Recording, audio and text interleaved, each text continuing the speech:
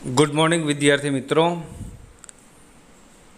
Last લેક્ચરમાં આપણે અંગ્રેજી વિષયનો પેપર સ્ટાઇલ કેવા પ્રકારની હોય છે એમના વિશે સમજૂતી મેળવેલી હતી અને લાસ્ટમાં તમને પહેલા યુનિટના કેટલાક સ્પેલિંગો પાકા કરવા દીધેલા. આજે તમે એમની ટેસ્ટ પણ આપી ચૂક્યા છો અને હવે ટેક્સ્ટ બુકનો પહેલો યુનિટ ચિત્તાઝ ટીયર. ચિત્તાઝ એટલે કે ચિત્તાના અને ટીયર એટલે આંસુ. ચિત્તાના આંસુ એમના વિશે સમજૂતી મેળવવાના છીએ. હવે ઘણા બધા એવા પ્રાણીઓ છે જે જંગલની અંદર રહે છે અને પ્રકૃતિની ગોદમાં રહે છે, પરંતુ જ્યારે મનુષ્યોએ આ પ્રકૃતિને નુકસાન પહોંચાડવાનું શરૂ કર્યું છે ત્યારથી આ પ્રાણીઓની જિંદગી છે એમને ખૂબ જ ડિસ્ટર્બન્સ થયું છે અને એમના કારણે આજે કેટલાય પશુ પક્ષીઓ અને પ્રાણીઓ લુપ્ત થઈ ગયા છે અને કેટલાક લુપ્ત થવાના આરે પણ છે. તો મનુષ્યોએ છે એ પોતાનો વિકાસ કરવા માટે પ્રકૃતિના તત્વો છે એમને નુકસાન ન પહોંચાડવું જોઈએ એવો સંદેશો આપણને આ યુનિટની અંદર મળે છે. તો ચાલો આ યુનિટને વિગતવાર સમજવાનો પ્રયત્ન કરીએ. આ યુનિટની અંદર એક જુલ્લુ જાતિનો શિકારી હોય છે જેનું નામ છે ઇદ્દી. આ ઇદ્દી છે એ એકદમ આળસુ માણસ હોય છે. એ એક વખત જંગલની અંદર જ્યારે શિકાર કરવા માટે જાય છે એવા સમયે એ હરણને પકડવાનો પ્રયત્ન કરવાનું વિચારે છે, પરંતુ એ વિચારે છે કે મારે આ હરણને પકડવા માટે ખૂબ જ દોડવું પડશે. તો શું કોઈ એવો શોર્ટકટ ટૂંકો રસ્તો કે સહેલો રસ્તો ન હોઈ શકે જેથી કરીને હું આરામથી શિકાર કરી શકું અને મારે વધારે મહેનત ન કરવી પડે? આવું વિચારતો હોય છે. એવા સમયે જાળીમાંથી એક ફિમેલ ચિત્તા, માદા ચિત્તા બહાર નીકળે છે અને એ હરણનું જે ટોળું ચરતું હોય છે એમનો છુપાઈ અને પીછો કરે છે. અચાનક કૂદકો મારે છે અને પછી એ હરણનો શિકાર કરે છે. થોડીવાર પછી ઝાડીમાં છુપાયેલા એ ચિત્તાના 2 બચ્ચાઓ બહાર આવે છે અને પછી આખો પરિવાર સાથે મળી અને શિકારનું ભોજન માણે છે. ત્યારે ઇદ્દીને વિચાર આવે છે કે જો આ બચ્ચાઓ કેટલા નસીબદાર કહેવાય કે એમને પોતાનો ખોરાક કોઈ જ મહેનત વગર મળી રહે છે, જ્યારે મારે ખોરાક મેળવવા માટે, શિકાર કરવા માટે કેટલું બધું દોડવું પડે છે. તો જો એમની મા જેવો મારી પાસે શિકારી હોય તો, જેમ બચ્ચાઓને એમની મા શિકાર કરી દે છે એમ મારી પાસે પણ આવો કોઈ શિકારી હોય તો પછી મારે આરામથી બેસવાનું જ રહે અને એ શિકારી મારા બદલે શિકાર મને કરી આપે. આવું વિચારી અને ઇદ્દી એવું વિચારે છે કે કોઈ મોટો જે આવું ચિત્તો છે એમને આપણે ન પકડી શકીએ, પરંતુ નાનકડા બચ્ચાઓ છે એમને જ પકડી અને શિકાર કરવાની તાલીમ આપીએ તો. અને પછી એ જ વિચારને અમલમાં મૂકવા માટે સાંજ સુધી એ ચિત્તાના પરિવારનો પીછો કરે છે અને પછી એ ચિત્તાઓના બચ્ચાને પકડી લે છે. અને પછી રાત્રિના સમયે જ્યારે માદા ચિત્તા પાછી આવે છે, એને ખ્યાલ આવે છે કે પોતાના બચ્ચાઓ નથી, ત્યારે અત્યંત ગુસ્સે થઈ જાય છે અને પછી રડે છે. એ રડવાનો અવાજ એ જંગલની બાજુમાં રહેતા એક સન્નો નામનો વૃદ્ધ વ્યક્તિ સાંભળે છે અને એ સમજી જાય છે કે ચિત્તાના બચ્ચાને કોક પકડી ગયું હશે અને એમને એ ખ્યાલ પણ આવી જાય છે કે આ કામ એ ઇદ્દીનું જ હોવું જોઈએ. અને પછી એ ઇદ્દીને ખીજાય છે અને બીજા દિવસે આખો એમની જે શિકારી જ્ઞાતિ હોય છે એ ઇદ્દીને પોતાની જ્ઞાતિમાંથી દૂર કાઢી મૂકે છે. હવે એ યુનિટ છે એને વિગતવાર સમજીએ. Long long ago. લોંગનો અર્થ થાય છે લાંબુ અને અગો એટલે કે અગાઉ. અહીંયા બે શબ્દ છે, લોંગ લોંગ અગો એટલે ઘણા લાંબા સમય પહેલાં. અગોનો અર્થ થાય છે અગાઉ અથવા તો પહેલાં. સાદા વર્તમાન કાળની નિશાનીઓ હોય છે, એમની અંદરની એક નિશાની છે અગો. તો અગો છે એ સાદા ભૂતકાળની નિશાની છે. તો જ્યારે પણ ક્યાંય પણ તમને અગો દેખાય ત્યારે સમજવું કે એ વાક્ય સાદા ભૂતકાળનું છે. લોંગ લોંગ અગો અ ઝુલ્લુ હન્ટર. ઝુલ્લુ એ એક જાતિનું નામ છે. ઝુલ્લુ જાતિનો શિકારી. Was sitting. વોઝવેર અને પ્લસ આઈએનજી વાળું રૂપ એટલે ચાલુ ભૂતકાળ થાય છે. વોઝ સિટિંગ એટલે બેસી રહ્યો હતો. Under a tree. અંડર એટલે નીચે અને એમનું વિરોધી ઓન એટલે ઉપર. અંડર અ ટ્રી ઘણા લાંબા સમય પહેલાં એક ઝુલ્લુ જાતિનો શિકારી એ વૃક્ષ નીચે બેઠો હતો. His name was Iddi. His name એટલે તેનું નામ, વોઝ એટલે હતું, ઇદ્દી અને એ શિકારીનું નામ હતું Iddi. He saw a large herd of deer. See SEE એટલે જોવું અને એનું ભૂતકાળનું રૂપ સો એટલે જોયું. અ લાર્જ એટલે કે વિશાળ અને HERD હર્ડ એટલે પ્રાણીઓનું ટોળું. ઓફ ડિયર તેણે હરણના વિશાળ ટોળાને જોયું. પણ એ કેવું ટોળું? તો કે grazing in the lush green meadow. નવો સ્પેલિંગ છે ગ્રેઝ. ગ્રેઝ એટલે કે ચરવું અને ગ્રેઝિંગ એટલે કે ચરતું. અહીંયા વિશેષણ તરીકે વર્તમાન કૃદંત વપરાયું છે. ગ્રેઝિંગ એટલે ચરતું. અત્યાર સુધી તમે 8મા ધોરણની અંદર વિશેષણ શીખ્યા હોય કે નામના બદલે વપરાતો શબ્દ એમને આપણે વિશેષણ કહીએ છીએ. પણ એ વિશેષણ તરીકે બધા નામ હોય. દાખલા તરીકે આઈ હેવ અ ન્યૂ બુક, તો ન્યૂ વિશેષણ છે પણ ન્યૂ એ નામ છે. Rahul is a fat boy, તો ફેટ એ નામ છે. પરંતુ વિશેષણ તરીકે નામ જ હોય એવું જરૂરી નથી. વિશેષણ તરીકે વર્તમાન કૃદંત હોઈ શકે, વિશેષણ તરીકે ભૂતકૃદંત હોઈ શકે, વિશેષણ તરીકે નામ હોઈ શકે અને વિશેષણ તરીકે આખું વાક્ય પણ હોઈ શકે છે. તો અહીંયા હરણનું ટોળું, પણ કેવું ટોળું? તો કે ચરતું. તો વર્તમાન કૃદંત તરીકે વપરાયું છે. Grazing in the lush green meadow. Lush એટલે કે એકદમ કૂણું, ગ્રીન એટલે કે લીલું અને મેડો એટલે ઘાસનું મેદાન. લીલા કૂણા ઘાસના મેદાનમાં ચરતા હરણના ટોળાને જોયું.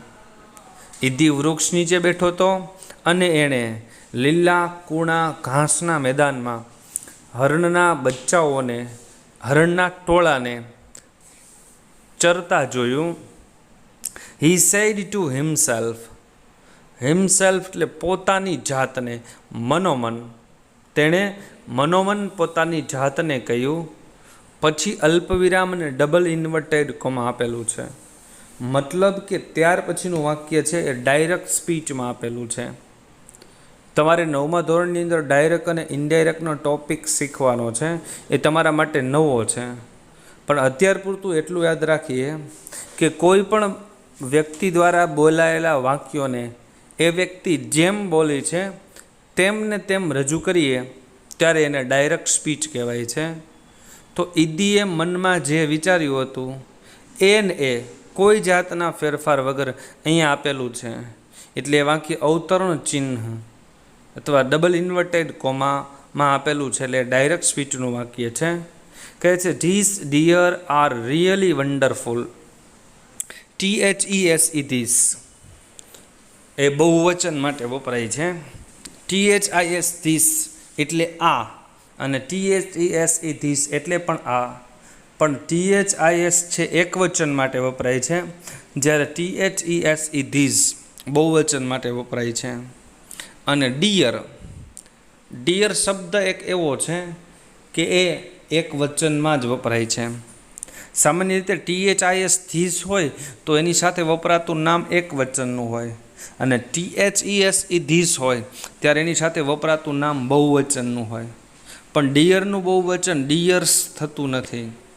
એક વચનમાં હોય તો પણ ડિયર કહેવાય છે, બહુવચનમાં હોય તો પણ ડિયર જ કહેવાય છે.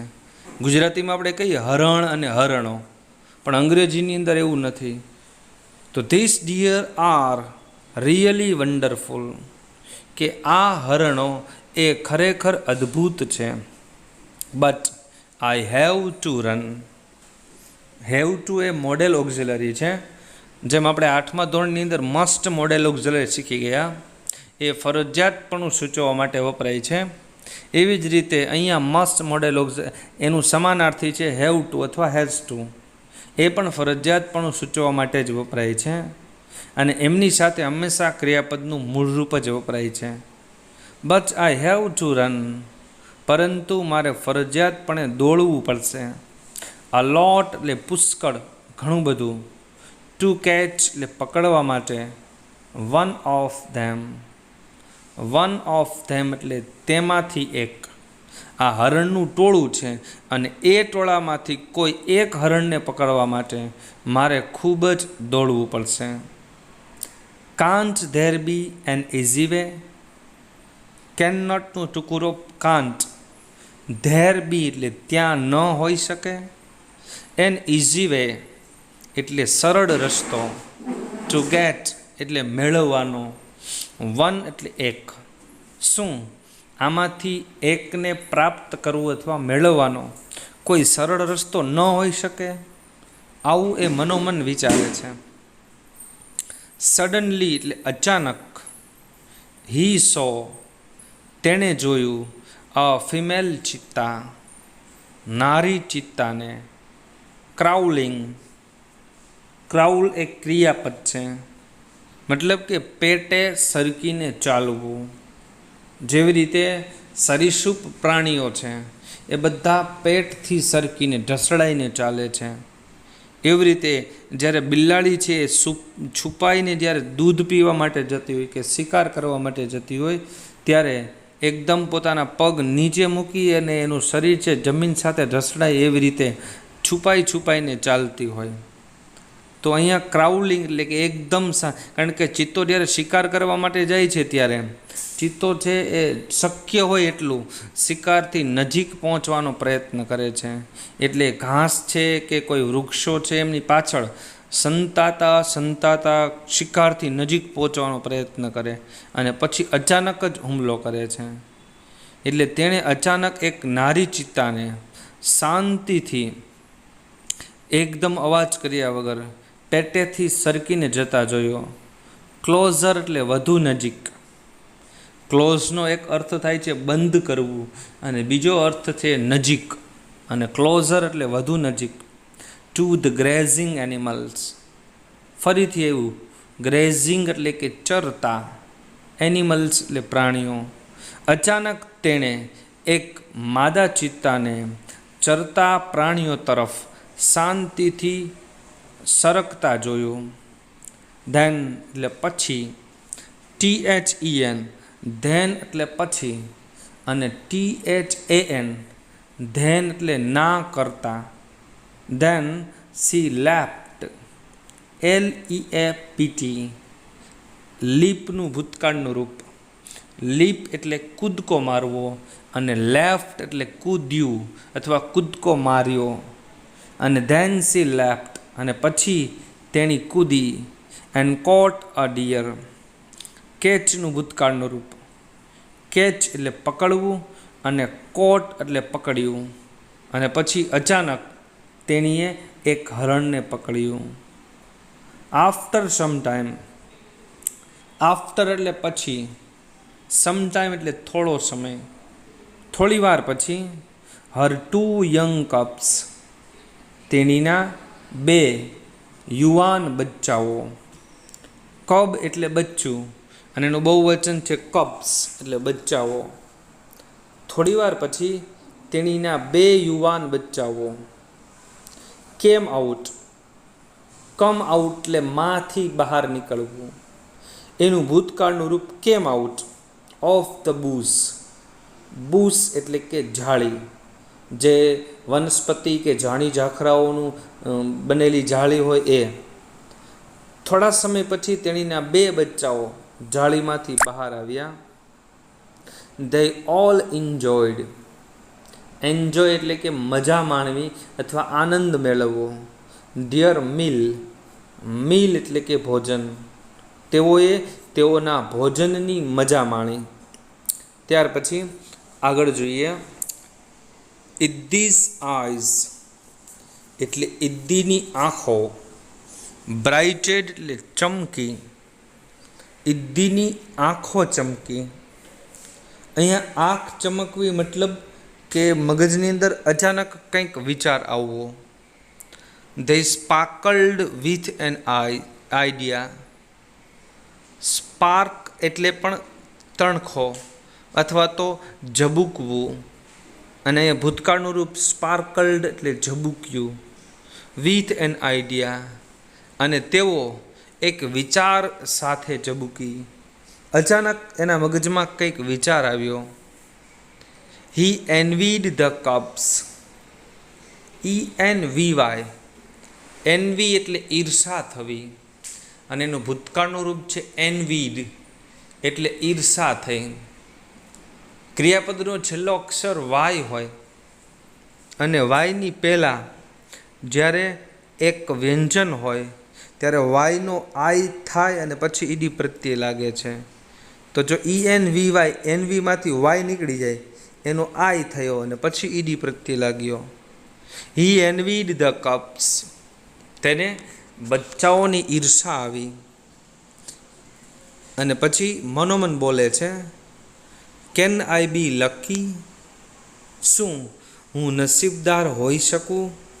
As these beautiful cups, as એટલે ની જેમ, ધીઝ બ્યુટિફુલ કપ્સ, શું હું આ સુંદર બચ્ચાઓની જેમ નસીબદાર ન હોઈ શકું.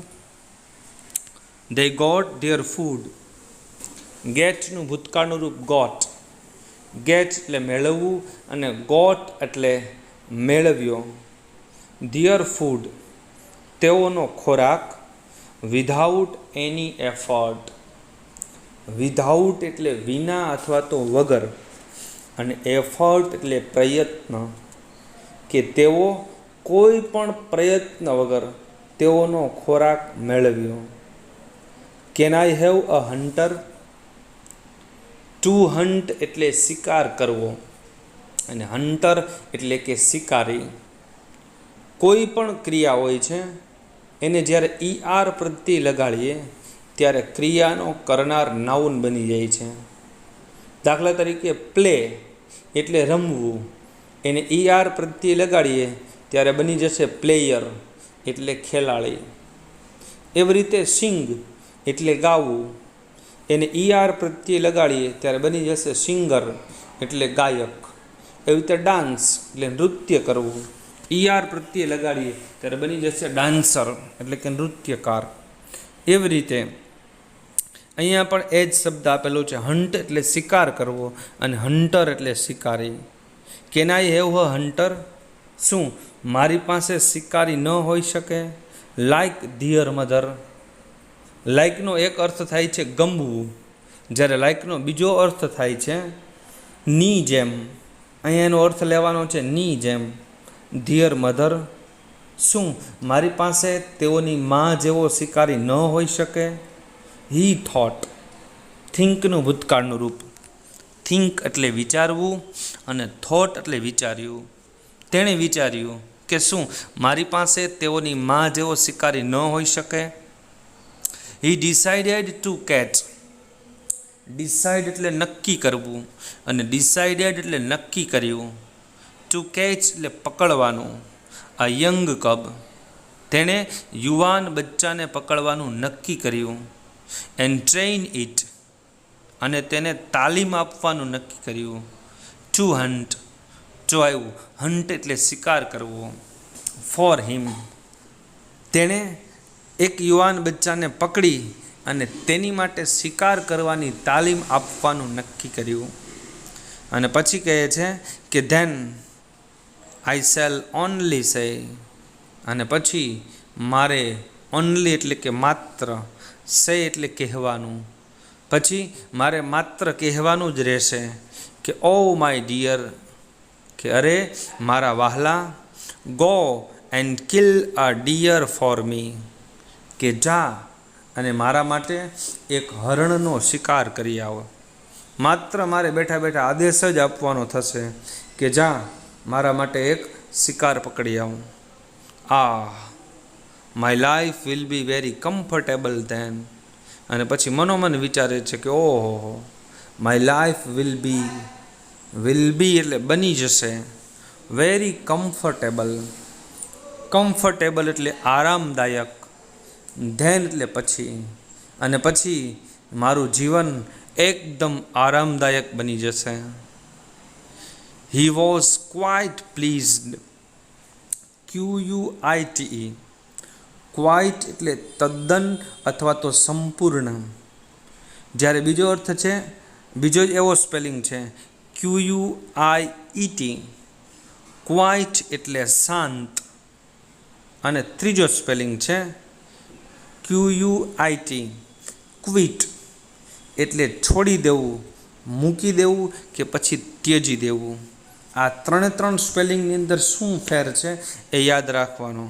ક્વાઇટ અને ક્વિટ. અહીંયા ક્વાઇટનો અર્થ છે તદ્દન અથવા સંપૂર્ણ. He was quite pleased, pleased એટલે ખુશ હોવું, તે ખૂબ જ ખુશ હતો. વિથ હિઝ ઓન, OWN, એટલે પોતાના, આઈડિયા એટલે વિચાર.